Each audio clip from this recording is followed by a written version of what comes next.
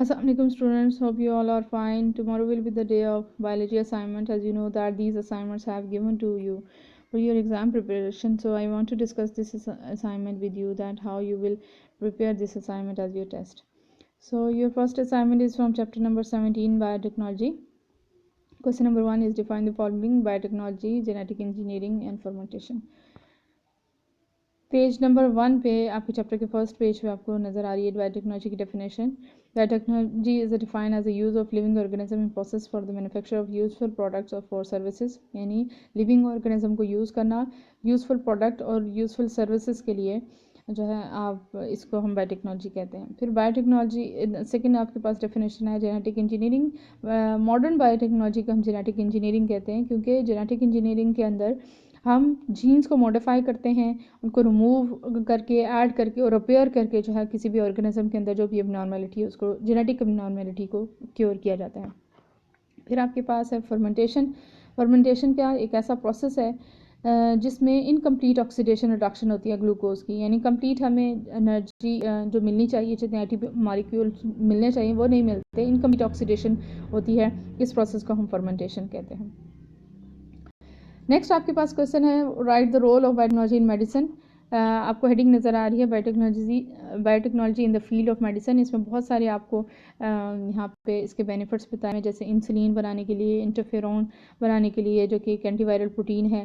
फिर इसके अलावा ह्यूमन ग्रोथ हार्मोन बनाने के लिए, एंटीबॉडीज़ बनाने के लिए यूज़ किया जाता है. फिर जीन थेरेपी में जो कि जीन्स को हम चेंज करते हैं, रिपेयर करते हैं या आर्टिफिशियली सिंथेसाइज करते हैं, इस मकसद के लिए हम मेडिसिन में यूज़ करें ताकि डिफरेंट नॉर्मलिटीज़ जो बॉडी के अंदर होती हैं उसको क्योर किया जा सके. फिर है क्रिमिनल्स का डीएनए जो है वो चेक करने के लिए, उसके आइडेंटिफिकेशन के लिए यूज़ किया जाता है. फोरेंसिक मेडिसिन के लिए यूज़ किया जाता है. तो ये बहुत सारे इसके बेनिफिट्स हैं. फिर नेक्स्ट क्वेश्चन आपके पास है write the role of biotechnology in environment. तो आपको हेडिंग नजर आ रही है बायोटेक्नोलॉजी एंड एनवायरनमेंट. इसमें बायोटेक्नोलॉजी का क्या रोल है कि पोल्यूशन को कंट्रोल करने के लिए यूज़ होता है. फिर रिन्यूएबल सोर्सेज ऑफ एनर्जी, ऐसे जिनको दोबारा बनाया जा सकता है, उनकी डेवलपमेंट के लिए काम किया जा सकता है. फिर इसके बाद जो ऐसी लैंड होती है डिग्रेडेड लैंड, यानी जो इसके अंदर मिनरल्स और जो न्यूट्रिएंट्स हैं उनकी कमी हो चुकी है, उनको दोबारा रीस्टोर करने के लिए जो है बायोटेक्नोलॉजी काम करती है. फिर बायोडाइवर्सिटी को कंजर्व करने के लिए यूज़ होती है. फिर इसके अलावा ऐसे इंजाइम्स बनाए जाते हैं जो कि सिवेज वाटर को, जो घरों से निकलने वाला पानी होता है गंदा, उसको साफ करने के लिए यूज़ किया जाता है. फिर ऐसे बायोपेस्टिसाइड, बायोफर्टिलाइज़र और बायोसेंसर बनाने के लिए माइक्रो ऑर्गेनिज्म को यूज़ किया जाता है. ये भी बायोटेक्नोलॉजी के अंडर आता है. फिर ऐसे ट्रांसजेनिक ऑर्गेनिज्म ऐसे ऑर्गेनिज्म होते हैं जिनकी जीन्स चेंज की जाती है, उनको यूज़ किया जाता है मेटल्स को रिकवर करने के लिए. यानी मेटल अगर जो है वो डिस्ट्रॉय हो रही हैं या किसी तरीके से वो रिकवर उनको किया जाता है. फिर है क्लीनिंग ऑफ स्पिल्ड ऑयल्स, यानी किसी जगह पे अगर पानी में ऑयल जो है वो लीक हो गया है, जैसे अक्सर शिप्स वगैरह में से जो है वो निकल जाता है रिवर में और सी वाटर में चला जाता है, तो उसको साफ़ करने के लिए यूज़ किया जाता है. और बहुत सारे मकसद के जिससे इन्वायरमेंट को क्लीन किया जा सके जो है वो बायोटेक्नोलॉजी को यूज़ किया जाता है. नेक्स्ट आपके पास क्वेश्चन है what is carbohydrate fermentation. And question number 4 है ये, और क्वेश्चन नंबर 7 है what are the 2 basic types of carbohydrate fermentation. इन दोनों का आंसर आपको सामने पेज पे नज़र आ रहा है. कार्बोहाइड्रेट फर्मेंटेशन में क्या होता है कि ग्लूकोज कन्वर्ट होता है 2 मॉलिक्यूल ऑफ पायरुविक एसिड में. ये इसको हम कार्बोहाइड्रेट फर्मेंटेशन कहते हैं. लेकिन आगे जो इसकी डिफरेंट प्रोडक्ट्स आपको नज़र आ रही है, इथेनॉल, लैक्टिक एसिड और अदर ऑर्गेनिक एसिड्स, ये डिपेंड करता है कि आगे पायरुविक एसिड को कौन कन्वर्ट कर रहा है. In the absence of oxygen कौन पायरुविक एसिड को यूज़ कर रहा है. लाइक अगर ईस्ट जो है वो पायरुविक एसिड को ब्रेक डाउन करेंगे तो वो कन्वर्ट करेंगे, कार्बन डाइऑक्साइड इसमें से रिलीज़ होगी और कन्वर्ट होगा इथेनॉल में. और जो कार्बन डाइऑक्साइड जैसे हम ब्रेड की डो बनाने के लिए यूज़ करते हैं, ईस्ट यूज़ करते हैं, उसमें जो है ईस्ट क्या करता है, कार्बन डाइऑक्साइड को रिलीज़ कर देता है. जो कार्बन डाइऑक्साइड रिलीज़ होती है तो वो डो जो है वो राइज हो जाती है, और जो प्रोडक्ट पायरुविक एसिड किस में कन्वर्ट हो जाता है, इथेनॉल में. नेक्स्ट आपके पास, और ये किसके थ्रू होता है, सेक्रोमाइसीस सर्वसाई एक ईस्ट होता है उसके थ्रू होता है. नेक्स्ट आपके पास है लैक्टिक एसिड फर्मेंटेशन. ये बैक्टीरिया के थ्रू होती है, और इसमें जो स्ट्रेप्टोकोकस बैक्टीरिया और लैक्टोबैसिलस जो इसकी बैक्टीरिया की स्पीशीज़ हैं वो इसको कन्वर्ट करती हैं लैक्टिक एसिड में. लाइक मिल्क है, कर्लिंग ऑफ मिल्क होती है, लाइक मिल्क का योगर्ट में कन्वर्ट होना या चीज़ में कन्वर्ट होना, ये इसकी एग्जांपल्स है। नेक्स्ट क्वेश्चन है question number 5, describe the objective for genetic engineering.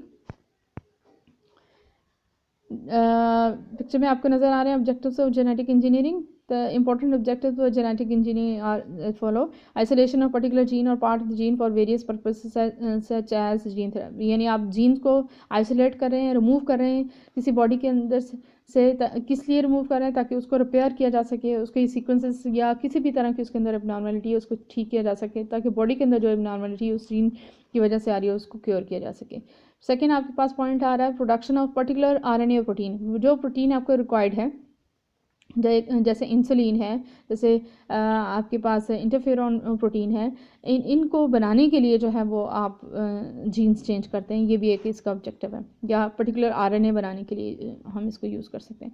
Next है improvement in the production of enzyme drugs and commercially important organic chemicals. हम जेनेटिक इंजीनियरिंग का एक पर्पस ये भी है कि हम ऐसे एंजाइम्स, ऐसी drugs, commercially important organic molecules बना सकें, केमिकल्स बना सकें जो कि ऑर्गेनिज्म की हेल्प करे उनके हेल्थ इश्यूज़ के लिए।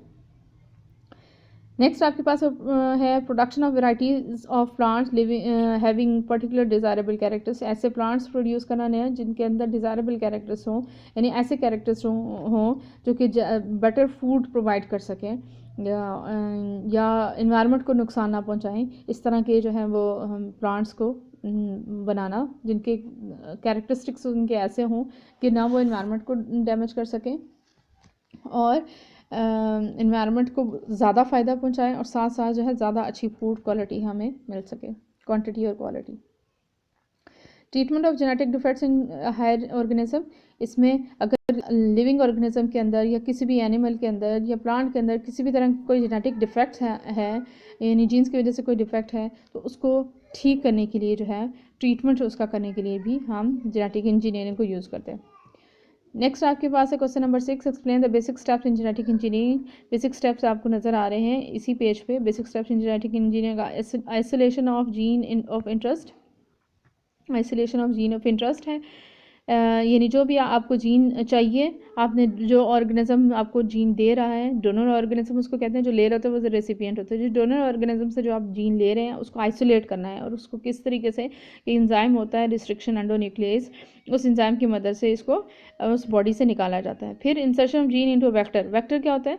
जो हमारे पास बैक्टीरिया होता है, बैक्टीरिया का जो DNA होता है उसके अंदर जो है इसको इंसर्ट किया जाता है। जो जीन हम लेते हैं उसको बैक्टीरिया के अंदर उसका प्लाज्मेंट लिया जाता है। Vector is selected for the transfer isolated gene of interest to the host cell. इसलिए जो यूज़ किया जाता है वो DNA का पीस इसलिए यूज़ किया जाता है ताकि होस्ट सेल में इसको इंजेक्ट किया जा सके। The vector may be plasmid, the extra chromosomal DNA present in many bacteria or the bacteriophage। अक्सर जो बैक्टीरिया होते हैं उनके अंदर अपने DNA के अलावा एक सर्कुलर DNA एक और मौजूद होता है जिसको हम प्लाज्मिड कहते हैं। उसके अंदर ये जीन जो डोनर से ली जाती है वो उसके अंदर इंजेक्ट की जाती है, इंसर्ट की जाती है, और फिर उनको जो है वो बैक्टीरिया के अंदर लेके जाया जाता है। और ये भी एंडोन्यूक्लियस एंजाइम के थ्रू ही और लाइगेज एंजाइम के थ्रू होता है, यानी कट करना है रिस्ट्रिक्शन एंडोन्यूक्लियस से और फिर लाइगेज से उसको ज्वाइन करते हैं। The vector DNA and the attached gene of interest are collectively called recombinant। जब दो DNA आपस में अटैच हो जाते हैं, एक डोनर ऑर्गेनिज्म से और एक प्लाज्मिड का DNA, जब दोनों आपस में अटैच हो जाते हैं तब हम इसको रिकम्बिनेंट DNA कहते हैं। यानी दो DNA जब आपस में एक DNA दूसरे DNA के अंदर इंसर्ट किया जा रहा है तो उस वक्त जो नया DNA बनेगा वो रिकम्बिनेंट DNA कहलाएगा। फिर थर्ड प्रोसेस होता है transfer of recombinant DNA into host organism. अब वो रिकम्बिनेंट DNA यानी एक बैक्टीरिया का DNA था और एक डोनर ऑर्गेनिज्म का DNA था, चाहे वो ह्यूमन बीइंग का हो किसी भी चीज़ का, उनको जब आपस में कंबाइन करके फिर बैक्टीरिया के अंदर जो है इंसर्ट किया जाता है, ट्रांसफ़र किया जाता है उसको। अब जो ऑर्गेनिज्म जिसका ट्रांसफ़र किया जाता है उसको हम कहते हैं जेनेटिकली मॉडिफाइड ऑर्गेनिज्म यानी GMO। GMO की ग्रोथ होती है, उसकी डिविजन होती है, मल्टीपल कॉपीज़ बनती हैं उसकी, यानी फोर्थ पॉइंट आपके पास ये है, मल्टीपल कॉपीज़ बनती हैं ताकि ज़्यादा से ज़्यादा जो प्रोडक्ट हम बनाना चाह रहे हैं वो ज़्यादा से ज़्यादा मिले। और फिर एक्सप्रेशन ऑफ जीन, यानी जब हमारे पास बहुत ज़्यादा नंबर ऑफ कॉपीज़ उसकी ऑर्गेनिज्म की बन जाती हैं तो जो भी हमें एक पूरा कल्चर इसका बन जाता है, जैसे बैक्टीरिया का पूरा कल्चर हम बनाते हैं, बहुत सारी कॉलोनीज बैक्टीरिया की बनती हैं, फिर हमें वो जितनी क्वांटिटी में हम जो प्रोडक्ट बनानी होती है, चाहे इंसुलिन बनानी होती है, उसके लिए हम इसके लिए आपके पास ये डायग्राम है, ये डायग्राम मस्ट है इस क्वेश्चन के साथ, ये आपने ज़रूर ऐड करनी है। नेक्स्ट क्वेश्चन आपके पास है last, what are the achievement of genetic engineering. और तो आप अचीवमेंट ऑफ जेनेटिक इंजीनियरिंग आपको नज़र आ रही है, इसमें आप इंसुलिन बनाई जाती है जो कि डायबिटीज़ को क्योर करने के लिए यूज़ की जाती है। ह्यूमन ग्रोथ हार्मोन बनाने के लिए जो है जेनेटिक इंजीनियरिंग का ये एक अचीवमेंट है, जो कि इकोलाई बैक्टीरियम के थ्रू बनाया जाता है। फिर थाइमोसिन एक प्रोटीन हार्मोन बनाया जाता है जो कि लंग कैंसर और ब्रेन कैंसर के लिए इस्तेमाल होता है। फिर बीटा एंडोर्फिन है, ये भी पेन किलर के तौर पे यूज़ होती है, ये भी जेनेटिक इंजीनियरिंग के थ्रू बनाई गई है। फिर ऐसी वैक्सीन्स बनाई जाती हैं जो कैटल्स को जो है उनके माउथ और फुट की जो डिजीज़ होती हैं, जो उनके जो है घास वगैरह खाने के लिए जो उसकी वजह से जो उनको हो जाती हैं। फिर इसके अलावा हेपेटाइटिस बी की वैक्सीन बनाई जाती है। फिर इंटरफेरॉन है, ये भी एक वायरल एंटीवायरल प्रोटीन होती है जो कि बनाई जाती है जेनेटिक इंजीनियरिंग के थ्रू।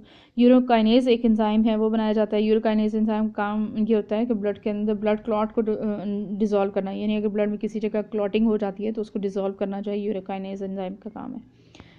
फिर इसके अलावा है आपके पास हीमोफीलिया। हीमोफीलिया ब्लड की एक ऐसी डिजीज़ होती है कि this can lead to the elimination of inherited disease like haemophilia. Haemophilia में ब्लड जो है वो नॉर्मल जो इसमें क्लॉटिंग जो है वो हो जाती है बार बार। अगर किसी ब्लड के अंदर है ब्लड क्लॉट होना शुरू हो जाता है तो उस चीज़ को क्योर करने के लिए जो है वो जीन्स बनाई जाती हैं। फिर आपके पास है जेनेटिक इंजीनियरिंग के ब्लड डिजीज़ हैं लाइक सिकल सेल एनीमिया और थैलेसीमिया। थैलेसीमिया में तो ब्लड बनता है। अब इन डिजीज़ में क्या फ़र्क होता है, हीमोफीलिया में ब्लड क्लॉटिंग होती है और थैलेसीमिया में ब्लड बनता ही नहीं है। और सिकल सेल एनीमिया में इसमें ब्लड सेल्स जो होते हैं उनकी शक्ल चेंज हो जाती है, जिसकी वजह से जो ऑक्सीजन जो है वो सही तरीके से वो यूज़ नहीं कर सकते, ट्रांसपोर्ट नहीं कर सकते। फिर कुछ जेनेटिक इंजीनियरिंग का फ़वाइद ऐसे फर्टिलाइज़र्स बनाना भी होता है जो कि इन्वायरमेंट में उसका बेनिफिट होता है। Genetic engineer have develop plants that can fix nitrogen. ऐसे प्लांट बनाए गए हैं जो नाइट्रोजन को फिक्स कर सकते हैं, और ऐसे प्लांट्स भी बनाए गए हैं जो कि माइक्रो ऑर्गेनिज्म को किल कर सकते हैं। और ऐसे ऑर्गेनिज्म प्लांट्स बनाए गए हैं जो कि नाइट्रोजन को फिक्स करके खुद फर्टिलाइज़र बनाते हैं, यानी बायो फर्टिलाइज़र के तौर पे उनको यूज़ करते हैं। तो स्टूडेंट्स, अगर आपको किसी भी तरह का इससे रिलेटेड अगर इशू है तो आप मुझे ग्रुप में मैसेज कर दीजिएगा। हम जूम क्लास भी अरेंज कर सकते हैं, अगर आपको कोई इशू है तो मुझे बता दीजिएगा। और जितना भी आपको मैंने ये एक्सप्लेन किया है अच्छे से अंडरस्टैंड करें, चैप्टर पूरा रिवाइज़ करें, और फिर उसके बाद सिर्फ क्वेश्चंस जो हैं जो अटैम्प्ट करने के लिए दिए गए वो अटैम्प्ट करें, लेकिन चैप्टर कोशिश करें कि पूरा, क्योंकि आपकी एग्ज़ाम की प्रिपरेशन है। फिर जो भी आपने काम करना है नीट शीट्स पे करें और ऑनेस्टी से और विदाउट एनी हेल्प और चीटिंग आपने करना है। ओके स्टूडेंट, अल्लाह हाफिज़।